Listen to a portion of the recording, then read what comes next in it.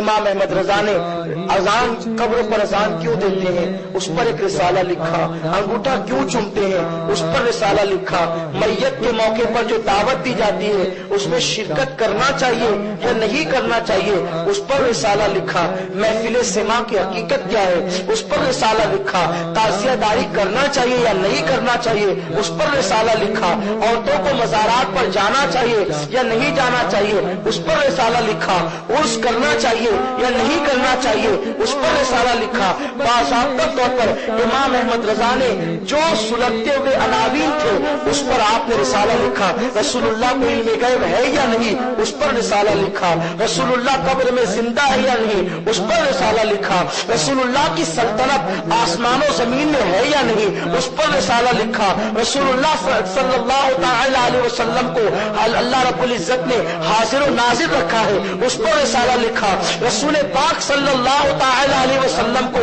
اللہ نے کتنا علم عطا فرمایا اس پر رسالہ لکھا، اللہ رب العزت نے اپنے محبوب صلی اللہ علیہ وسلم کو جنت کی کنجیوں کا مالک بنا دیا اس پر رسالہ لکھا، رسول پاک صلی اللہ علیہ وسلم کو معراج بھی کیسے ہوئی اس پر رسالہ لکھا، بلکہ چھوٹا سا سوال تھا کہ غوث پاک نے معراج کی شب رسول اللہ صلی اللہ علیہ وسلم کا قدم اپنے کاندھے پر لیا یا نہیں لیا اس پر بھی پورا رسالہ لکھ ڈالا اور دلائل پیش فرما دی۔ مجھے بتائیں امام احمد رضا سے پانی کے حوالے سے سوال کیا گیا کہ کس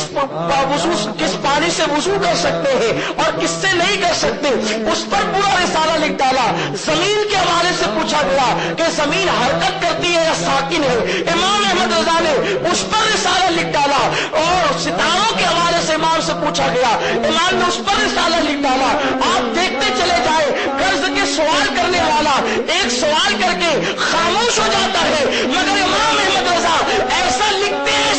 ہیں کہ یوں لگتا ہے کہ اگر آج بھی ان کے لکھے کو پڑھا جائے تو انسان پڑھتا چلا جائے جب تک کہ سورج نکلتے اور ڈوبتے رہیں گے، امام احمد رضا کے فیض کا دریا بہتا رہے گا۔ رضا نے فیض کا دریا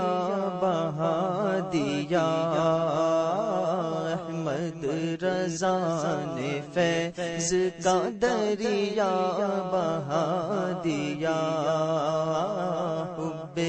نبی سے دل کو مدینہ بنا دیا، شاکر تیرا احسان نہ بھولے گا حشر تک، شاکر تیرا احسان نہ بھولے گا حشر تک، عشق نبی میں دل کو تڑپنا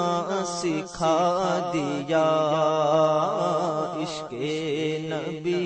میں دل کو تڑپنا سکھا دیا۔